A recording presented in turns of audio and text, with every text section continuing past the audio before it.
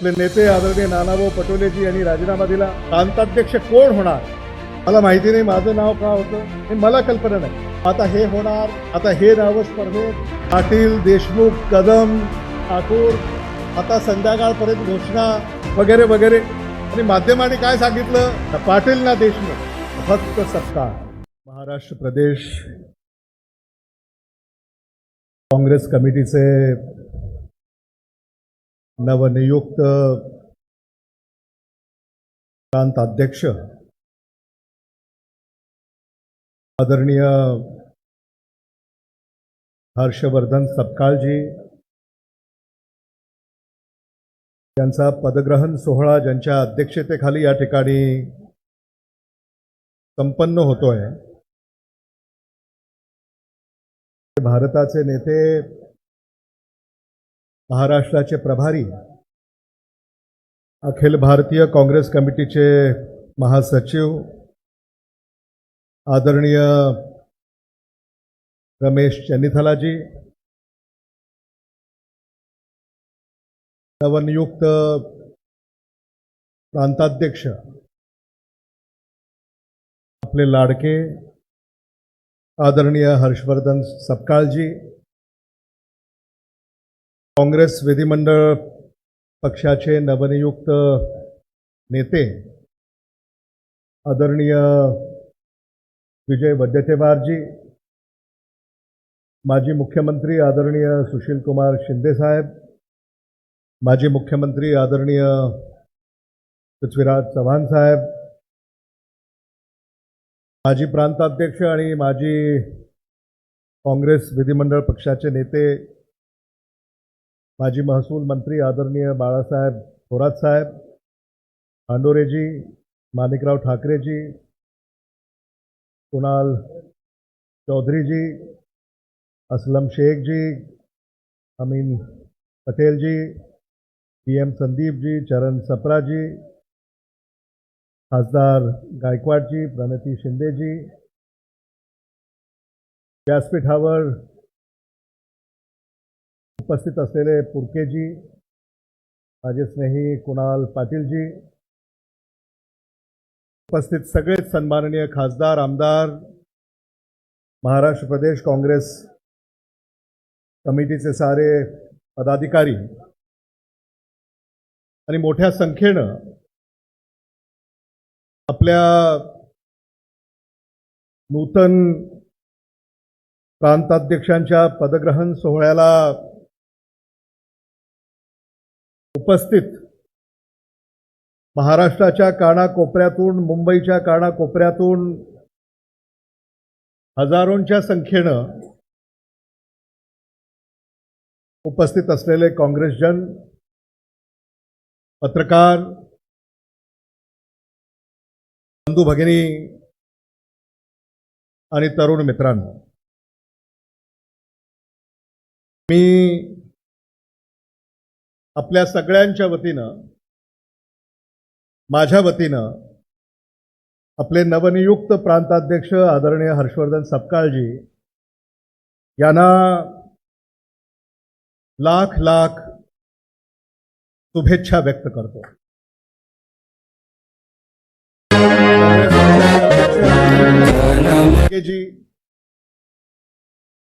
भारताच्या लोकसभेतील विरोधी पक्ष नेते, आपले नेते आदरणीय राहुल गांधीजी, आपल्या नेत्या आदरणीय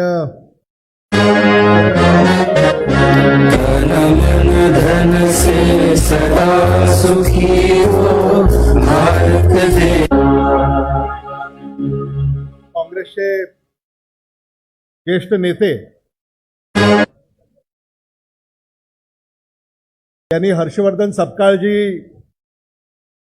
यांच्या हातामध्ये आता महाराष्ट्राची धुरा सोपवलेली आहे. मला आठवतंय की महाराष्ट्राच्या विधिमंडळामध्ये आम्ही एकाच वेळी प्रवेश केला. मला वाटतं प्रणती शिंदे, आपण, राजीव सातव, मी, यशोमती ठाकूर या सगळ्यांनी एकत्र त्या काळामध्ये विधिमंडळामध्ये प्रवेश केला.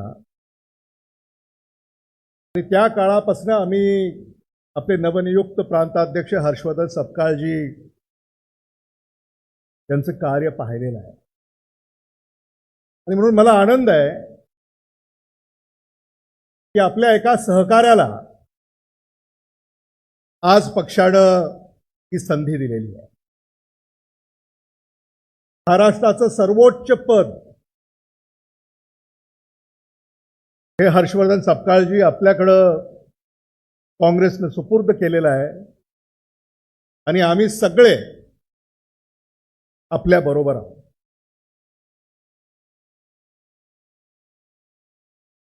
खरं म्हणजे गेली अनेक दिवस हे सगळं सुरू होतं. आपले नेते आदरणीय नानाभाऊ पटोलेजी यांनी राजीनामा दिला आणि त्यानंतर महाराष्ट्राचा प्रांताध्यक्ष कोण होणार याची चर्चा सुरू झाली आणि ती रंगत राहिली आणि माध्यमांनी सुद्धा त्या चर्चेमध्ये भर घातला. अनेकांची नावं त्या चर्चेमध्ये होती. मला माहिती नाही माझं नाव का होतं, मला कल्पना नाही. आता हे होणार, आता हे नाव स्पर्धेत पाटील, देशमुख, कदम,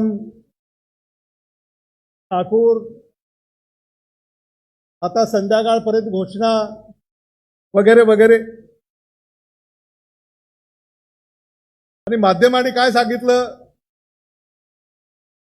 ना पाटील ना देशमुख, फक्त सपकाळ.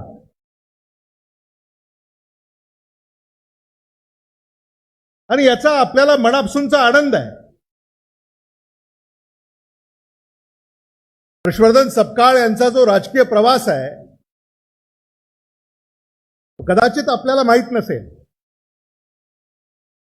या देशाचं नेतृत्व जे करतायत हर्षवर्धन सपकाळ काय आहेत हे त्यांना पक्क ठाऊक आहे. प्रकाश हांडोरेंनी सांगितलं, हांडोरे साहेब काय म्हणालात आपण, ते राहुल गांधीजी यांच्या कोर कमिटीमध्ये येतात, आम्ही पण आहोत.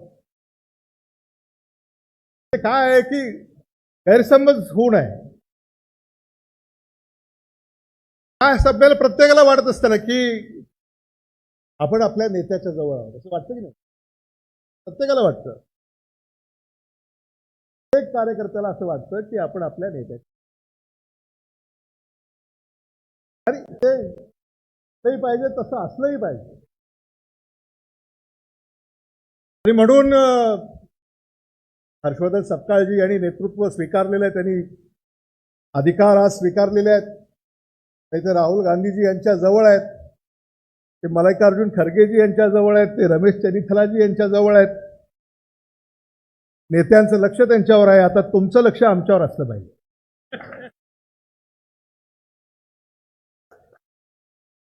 आहे की नाही? बरोबर आहे की नाही? आणि म्हणून आपल्याला आनंद याचा आहे की महाराष्ट्राला खरंच आज अशा नेतृत्वाची गरज आहे जो संघटनेला न्याय देऊ शकतो.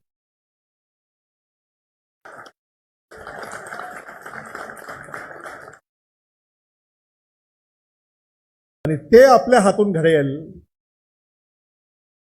अशी आशा आणि सदिच्छा आज या ठिकाणी व्यक्त करू. म्हणजे आपण एका परिवारातले सगळे सदस्य. काँग्रेस हा आपला परिवार आहे.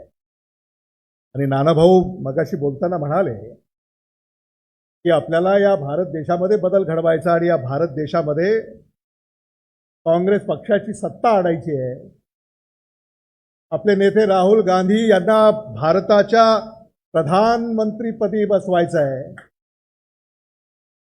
ते जर करायचं असेल तर त्याची सुरुवात आज या क्षणापासून आपल्याला करावी लागेल. त्याची सुरुवात आज या क्षणी आपण करत आहोत याबद्दल माझ्या मनामध्ये कसली प्रणिती शिंदेजी बोलणार आहेत माझ्यानंतर महिलांच्या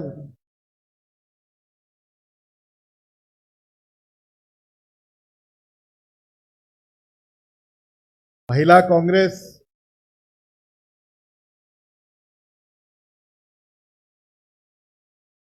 याला आपल्याला कधीही विसरून चालणार नाही आणि मी वर्षाताई गायकवाड यांची वाट पाहत होतो आणि आता त्या इथं आलेल्या आहेत आणि महिलांचा बुलंद आवाज भारताच्या सर्वोच्च सभागृहामध्ये मुंबई येथून बुलंद करण्याचं काम वर्षाताई गायकवाड या ठिकाणी करतायत, प्रणिती शिंदेजी या ठिकाणी करतायत, यशोमती ठाकूरजी या ठिकाणी करतायत, सगळ्याच. म्हणून महिला काँग्रेसने कसली तक्रार करायची आवश्यकता आहे असं मला वाटत नाही, कारण या लोकसभेमध्ये महाराष्ट्रातनं कधी नव्हे तेवढ्या महिला खासदार म्हणून निवडून गेलेल्या आहेत. नाशिक, धुळे,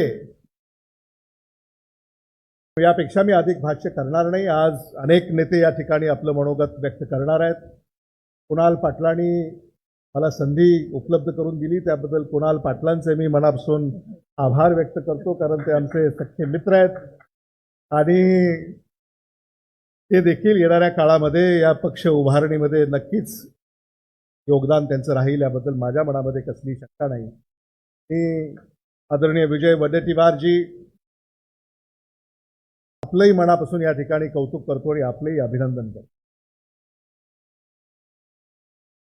गेली अनेक वर्ष आपण काँग्रेस पक्षाचं नेतृत्व या राज्यामध्ये करताय. सत्तेमध्ये केलं, विरोधी पक्षामध्ये केलं आणि आज विधिमंडळातलं सर्वोच्च पद हे आपल्याकडं सुपूर्द करण्यात आलेलं आहे. म्हणून मला खात्री आहे की विधिमंडळामध्ये सर्वसामान्यांच्या प्रश्नाला वाचा फोडण्यामध्ये आपण कमी पडणार नाही.